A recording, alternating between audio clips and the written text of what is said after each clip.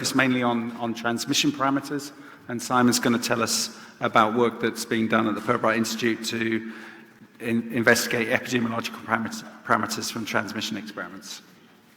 So thank you, Don. So yeah, so I'm going to sort of something completely, well, not completely different, but obviously moving out of the field and into the laboratory, sort of into challenge or transmission experiments, and talk about some of the thoughts we've been having about how we go about analysing transmission experiments, and whether new methods are available that kind of can enhance the information we get out of them. So, sort of background, I mean, transmission experiments are kind of commonly used in foot and mouth disease research, I mean, in lots of infectious disease research.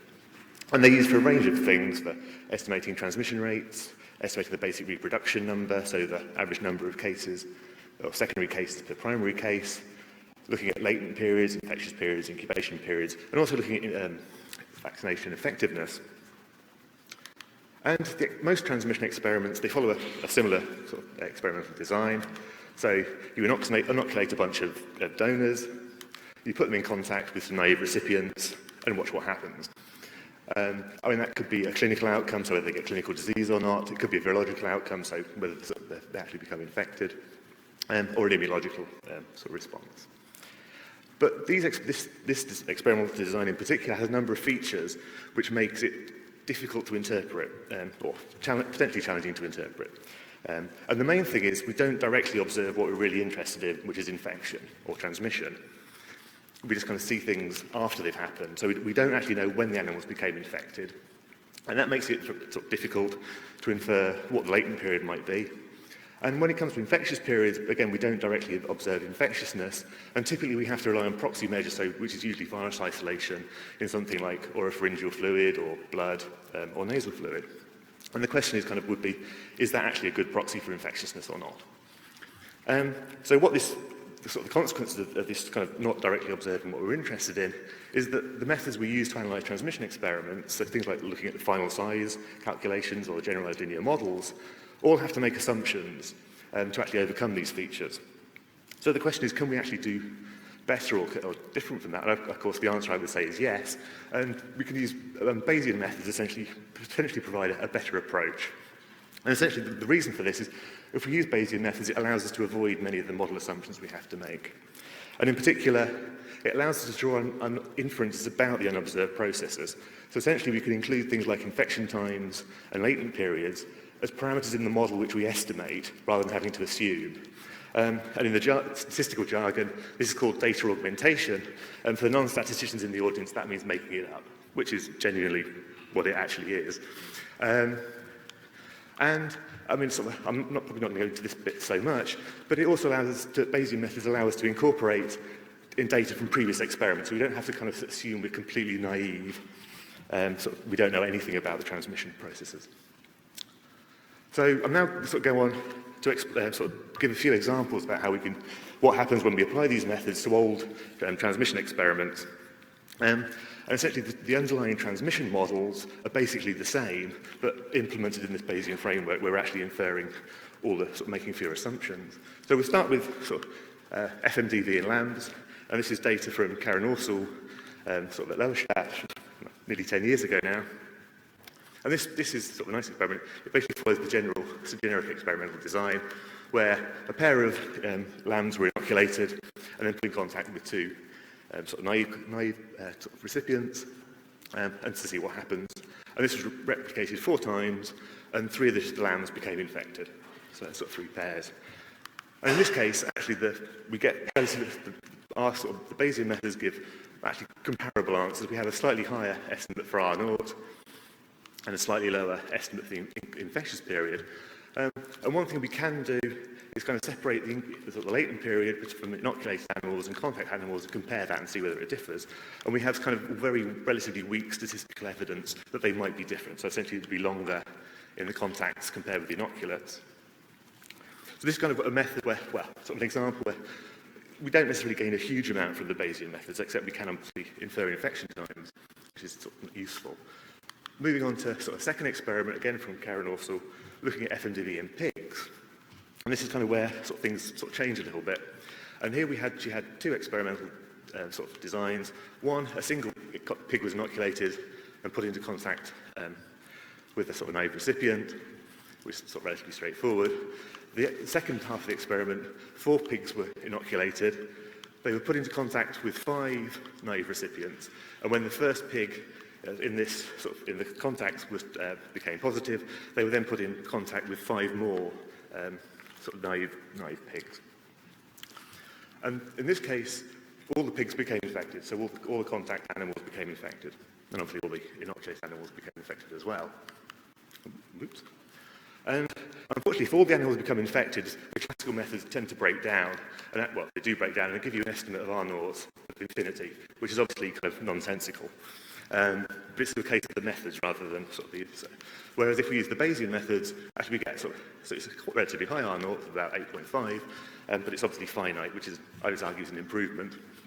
And again, sort of in this case, we can compare inoculated or latent periods inoculated and contact animals. And this time around, we actually find the inoculated animals had a longer incubation or latent period than the contacts, which is kind of an interesting sort of observation, although obviously they're both very, very short. And then on the right-hand side, this is kind of a schematic. Essentially, these orange blobs are kind of when we infer the animals became infected. This is kind of in one of the contact experiments, and these are another contact experiment. And then that's the one-to-one challenges. And you can see kind of where we kind of infer when they become infected. And these blue bars are kind of when the animals were infectious, so essentially when virus was isolated in oropharyngeal fluid. So in terms of the direct contact challenge, we've got some extra information. And a replica of the experiment was also done in which all the contacts had been vaccinated.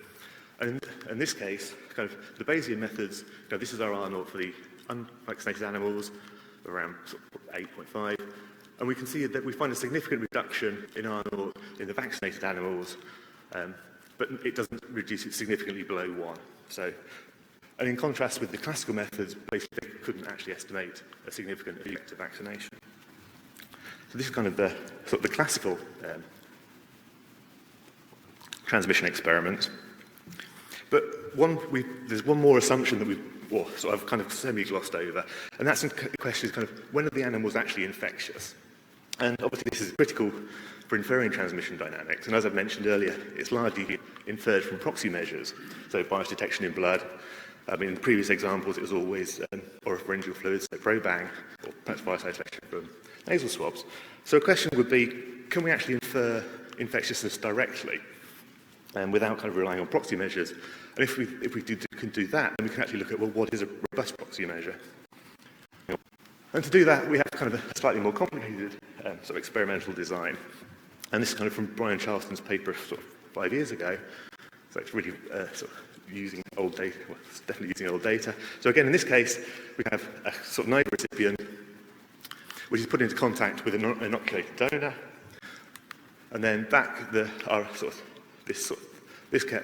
challenge cow is then put into contact for 8 hours with a naive recipient at 2 days post-infection, 4 days post-infection, 6 days, and 8 days. And then we observe for our sort of challenge animal, the virological data, so we have information on sort of blood virus isolation from blood, nasal swabs, and probang, when it developed clinical signs, and whether or not transmission occurred in each of these kind of 8-hour challenges. So we sort of want to model this. And in this case, when we come to quantifying infection or infectiousness, we're actually going to assume that infectiousness varies continuously over time. So the animal becomes infected, virus replication sort of increases the amount of sort of shedding or infectiousness, and then sort of decays as infection is cleared. And this is to contrast with kind of the classical latent infectious period approach, which kind of give a discrete change in the status of the animals.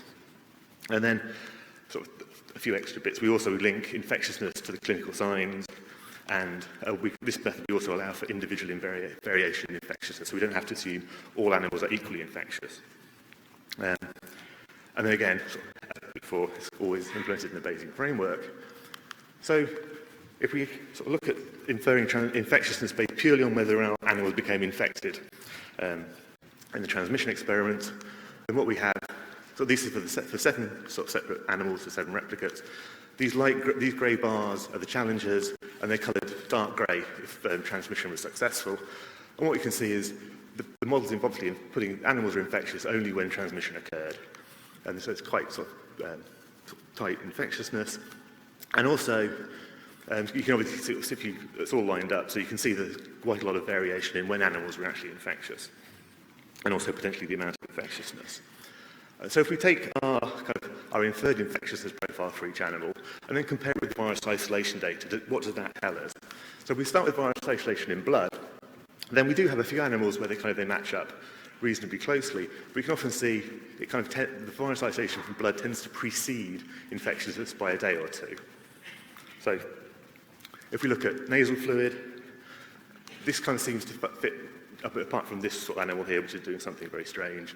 This kind of actually fits quite nicely. This isn't actually, they match up quite nicely. This isn't fitted, so these curves aren't fitted to these data. And so just kind of lining them up. And if we look at OPF, we can see it's not a particularly good predictor because they're positive very early on and remain positive for quite a long time. So from this, we might infer that nasal fluid is perhaps a reliable proxy measure for infectiousness. And you can ask, well, does it really matter how we infer infectiousness? And it does, because our choice of proxy measure will influence conclusions about the basic reproduction number. So here we've inferred assuming infectiousness is proportional to virus titer in sort of each of the fluids. And you can see we see different estimates for R0. In terms of the generation times are different. And perhaps most importantly, we also see differences in how effective we predict reactive control measures to be. So this is theta, which is essentially the proportion of infectiousness that occurred before clinical signs. And obviously for reactive control measures, you need theta to be quite low for it to be effective. And obviously, and also, I sort of point out, these effects do actually scale up to a herd level as well. It's not just an individual animal level. So, to conclude, I'd argue that sort of Bayesian methods facilitate the analysis of transmission experiments. Essentially, they reduce the numbers of assumptions we have to make. And obviously, they can obtain estimates where some classical methods fail. And they do generate, or can help to generate insights into transmission processes. Obviously, one example I've given is looking at the dynamics of infectiousness. And because we can infer infection times, we can also kind of draw inferences potentially about who infects whom, depending on sort of the outcome. And then finally, Bayesian methods allow us to quantify uncertainty in our epidemiological parameters in a rigorous way. And that's essential when it comes to incorporating these estimates in sort of regional models of spread and control, which kind of needs to be done. And then sort of finally, sort of acknowledgements. I thank everyone whose data we've actually stolen. This is done without their knowledge. So they're not responsible for any misinterpretations I may have made. And then sort of Jose, Brian, Mark, sort of Mike and Leon, who've kind of had sort of helpful discussions, and on the left are kind of our funders. And thank you.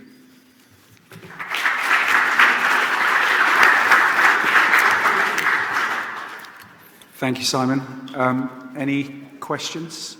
We've got time for a couple of questions. Maybe I can ask you one, which is, I'm interested in this idea that you can scale up these observations to the level of the herd and maybe even to larger epidemiological units. How does that work? And do some of the basic parameters in terms of the infection cycle, things like the latency period and presumably the virus dose might be a little bit different. How does that impact upon these parameters, or do you just use the same baseline values from an infected individual and just assume that they're acting as individuals in a herd? Essentially we scale it. So we've got a simple individual-based model for dynamics of virus within a herd. So each individual within that herd will vary in terms of its infectiousness, and then there's a transmission process going on sort of within that. Question from the floor over here.